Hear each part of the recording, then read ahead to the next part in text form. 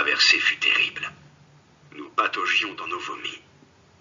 Le navire qui nous emmenait en France menaçait de se disloquer au milieu d'une mer déchaînée qui ne décolérait pas depuis 2 jours et 2 nuits. De monstrueuses trompes d'eau giclaient par-dessus bord, effervescentes d'écume, s'abattaient avec fracas sur le bastingage. On n'arrivait pas à mettre un pied devant l'autre sans qu'une violente secousse nous catapulte à travers les coursives. Nous avions des bleus sur le corps et les boyaux enchevêtrés. Ce qu'on ne rendait pas par le haut, on l'évacuait par le bas. Les chiottes en débordaient. C'était l'enfer à huis clos. Beaucoup d'entre nous ne mangeaient plus, recroquevillés en chiens de fusil, la lie de leurs entrailles sur le fourbi. Ils râlaient en psalmodiant, persuadés qu'ils étaient en train de vivre leurs dernières heures. Personne, autour de moi, n'avait vu le ciel si bas, et autant de foudres fulminaient en même temps dans le grondement assourdissant du tonnerre. Lorsque l'éclair illuminait nos abris, nous nous réveillions à nous-mêmes avec horreur. Nous ressemblions à des revenants, avec nos faces exsangues et nos yeux pâles d'effroi.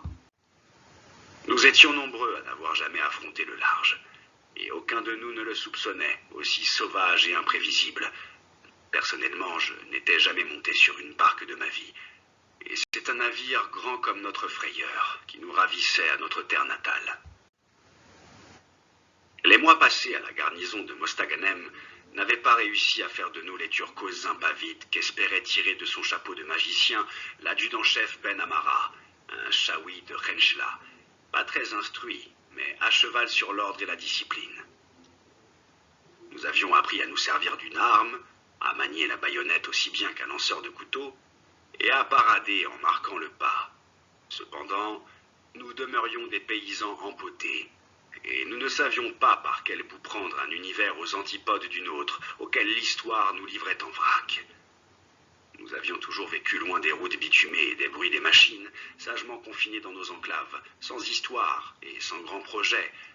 Et voilà qu'un train nous arrachait à nos repères, qu'une caserne chamboulait notre esprit avant de nous expédier dans un monde inconnu à bord d'un bateau délirant. Le 3e jour, la tempête tomba d'un coup.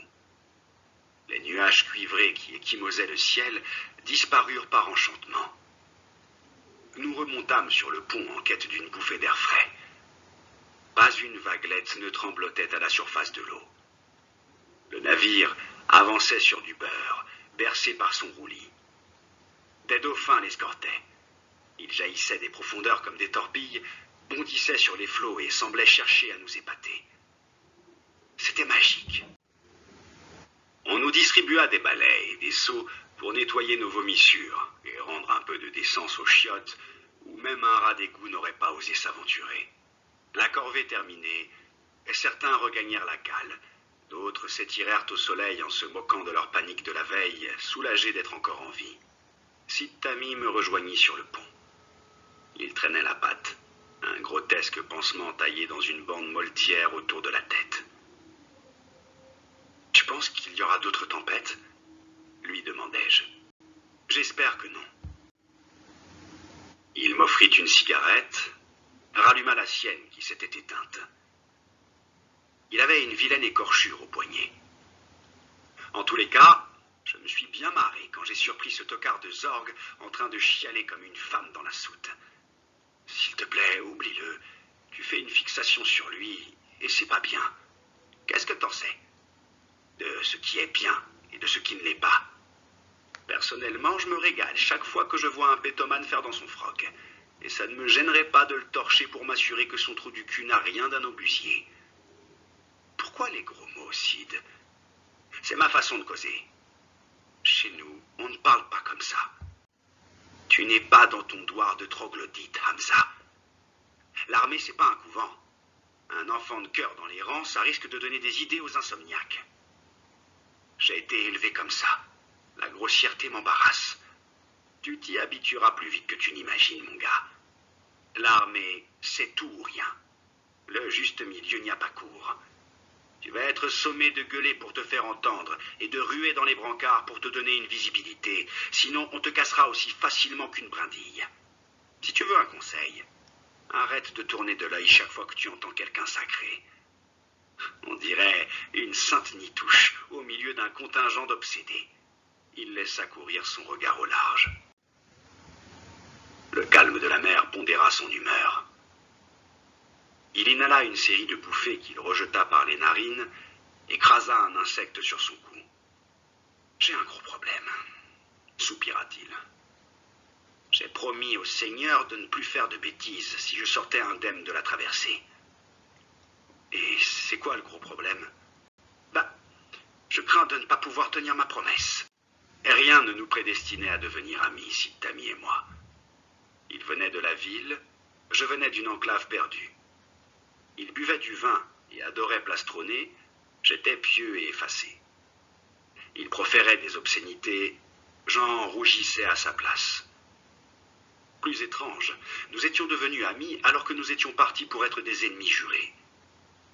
Cela s'était passé sur le stand de tir de la garnison de Mostaganem. C'était la première fois que je tenais un fusil chargé entre les mains. J'avais peur qu'il ne m'explosât à la figure. L'adjudant Gildas me hurlait « Qu'est-ce que tu attends pour ouvrir le feu, nom de Dieu? Tu crois que l'ennemi va t'accorder une danse du ventre pendant que tu le vises? Tire, espèce d'andouille! C'est une cible en carton, elle ne va pas riposter !» Couché à plat ventre, les mains engourdies, je n'entendais que mon cœur battant la mesure des détonations alentour. L'adjudant m'assenait des coups de pied dans le flanc. Impossible de décrisper mon doigt sur la gâchette. La détente, qui se trouvait à 1 centimètre, me paraissait aussi mortelle que le dard d'un scorpion. De retour à la garnison, Sid Tami était venu me trouver au dortoir. Il était fou de rage. Il m'avait attrapé par le cou et m'avait plaqué contre le mur. « Tu as couvert d'Archouma les musulmans de la terre entière, trouillard. Tu sais comment on traite les Minets chez nous? On leur baisse le pantalon et on les emmanche secs. » Mes camarades de chambrée acquiesçaient. Eux aussi m'en voulaient de m'être donné en spectacle et exigeaient de Sid qu'il me règle mon compte au nom de tous les Algériens. Sid m'a giflé. Je lui ai envoyé un coup de boule. Une bagarre d'une violence inouïe s'en est suivie. En quelques minutes, nous étions en sang. Les cris de nos camarades nous galvanisaient. Nous chavirions entre les lits superposés, deux fauves au bout du rouleau, décidés à n'arrêter de cogner que lorsque l'un se rendrait. L'adjudant Gildas est arrivé au moment où nous étions sur le point de sombrer dans le coma. Nous nous sommes réveillés à l'infirmerie. Depuis, nous ne nous sommes plus quittés. À nos heures de répit, nous nous retrouvions sous le platane de la caserne et nous restions à papoter jusqu'à ce que le clairon nous somme de rejoindre la place d'armes. Sid me racontait sa ville, ses amis laissés là-bas, les salles où l'on projetait des photographies vivantes sur le mur, les soirées arrosées, les bars où il était serveur et les maisons closes qu'il fréquentait, en me promettant de m'y emmener un jour. « Tu es marié. Et alors ? C'est un péché de forniquer avec les dévergondés. C'est quoi un péché? Tu n'as tué personne. C'est haram de tromper sa femme. Elle n'en saura rien. Dieu le sait. » Il avait éclaté de rire. « De quelle caverne tu sors, toi? Lorsqu'une femme tombe la robe, pauvre bougre, elle devient la seule vérité qui compte. Le monde environnant s'efface et on ne voit qu'elle. Sauf que le Seigneur, lui, il te voit. Si ça l'amuse de jouer au voyeur, s'il te plaît, pas de blasphème. Ce n'est pas un blasphème, c'est de la poésie. Quand une femme te prend dans ses bras, tu te fiches du reste. Un baiser d'elle vaut toutes les bénédictions yachtek. Et quand elle te parle pendant que tu es dans le cirage, elle absorbe tes soucis comme une éponge. On n'est jamais aussi bien qu'auprès d'une femme, Hamza. Tromper son épouse n'a pas d'excuse, un point c'est tout. Il s'était rendu compte que ses propos me choquaient. « Et si tu me parlais un peu de toi ?» avait-il dit, pour changer de sujet. Je n'avais rien d'intéressant à lui narrer. Mon histoire, si on pouvait l'appeler histoire, était d'une insignifiance. Notre hameau n'avait même pas de nom. L'été, c'était la fournaise. Les corbeaux montaient très haut dans le ciel et piquaient du bec, droit sur les rochers. Les chiens suffoquaient à l'ombre des arbres, la langue pendante sur la gueule. Quant aux bourriques, elles se vautraient dans leurs crottes et se laissaient dévorer par les mouches sans broncher. En hiver, On avait beau brûler du bois toute la nuit, colmater les brèches du gourbi et se serrer à quatre sous la couverture pour ne pas geler, certains ne répondaient pas à l'appel au matin. Cependant, les gens continuaient de se marier et de procréer. Ce que le cimetière confisquait au coucher du soleil, le berceau le restituait le lendemain. Et ainsi se réinventait la sunna de la vie. Sid insistait. Il voulait savoir ce que je faisais de mes jours, si une petite amie languissait de moi quelque part. Je me contentais de lui parler de notre jument, de notre chien, des pics que je gardais en soufflant dans ma flûte, des filles qu'on voyait de loin remonter de la rivière, leurs jarres sur la hanche, et qu'il nous était interdit d'aborder. Tu n'as jamais couché avec une femme ? Jamais. Tu veux me faire croire que, beau gosse comme tu es, tu n'as jamais tapé dans l'œil d'une veuve ou d'une divorcée ou bien d'une répudiée en mal de tendresse. Chez nous, on n'a pas le droit de lever les yeux sur la femme d'autrui.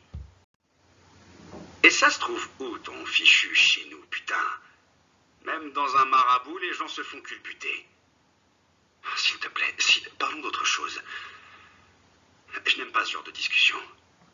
Ça me donne envie de vomir, je t'assure.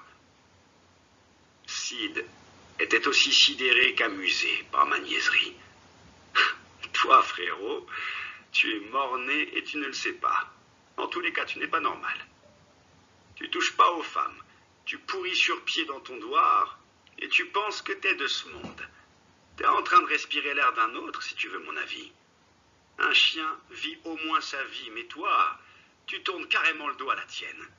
S'il te plaît. Je les connais, les gens du Douar. Ils ne vivent pas, ils prient. Chacun remplit sa poitrine avec son Dieu au point de ne pas entendre battre son cœur. Il m'avait attrapé par le poignet, à le briser. On ne reste pas là où il n'y a rien à voir et rien à glaner, frérot. Le monde appartient à celui qui sait que la vie est courte et non renouvelable. On n'est pas obligé d'être riche et instruit pour le réclamer. Je suis aussi pauvre que toi. Ça ne m'empêche pas de rêver. Que je glande dans les tripots ou que je sois viré comme un malpropre d'un bal, je ne lâche rien. Je bourlingue, je me fais plaisir avec des bouts de rien et je me relève quand je tombe parce que personne ne le ferait à ma place. Le bonheur, ça s'invente aussi. Il faut juste y croire. Comment veux-tu que je l'invente si je ne sais pas à quoi il ressemble? Bourre-toi la gueule jusqu'à te prendre pour le roi. Je ne veux pas être roi. Le Seigneur saura me récompenser là-haut. Chaque chose en son temps, bonhomme. Tâche de profiter de la vie. Si tu n'en as pas les moyens, branle-toi. Vivre, ce n'est pas attendre, Hamza. C'est aller chercher. Le paradis, c'est dans la tête. Le paradis est du ressort de Dieu. Alors, sois ce Dieu. C'est Sid qui m'avait appris à fumer. C'est encore lui qui m'avait donné le courage de faire le mur un soir pour aller voir les filles de chez Madame Caméléa. J'ignore comment il avait fait pour me convaincre, mais je l'avais suivi les yeux fermés. Cette nuit-là, dans le brouhaha vicié du bordel, lorsqu'il m'avait invité à choisir parmi les femmes qui se déhanchaient dans l'alcôve, une gêne atroce m'avait cloué sur place. C'est encore lui qui fut contraint de choisir pour moi.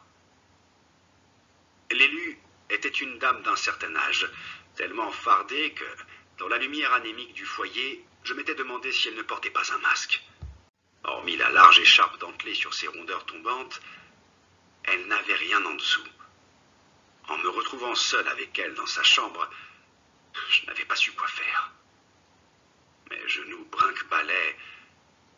Pas une fois je n'eus le courage de la regarder dans les yeux. Mais elle fut douce et patiente. Elle m'avait effeuillé délicatement en me grignotant l'oreille, m'avait allongé sur le lit avec délicatesse et m'avait fait homme comme le hasard fait les choses. J'en avais pleuré de bonheur. Si ce n'était pas tout à fait le bonheur, j'en avais consommé l'ensemble des joies.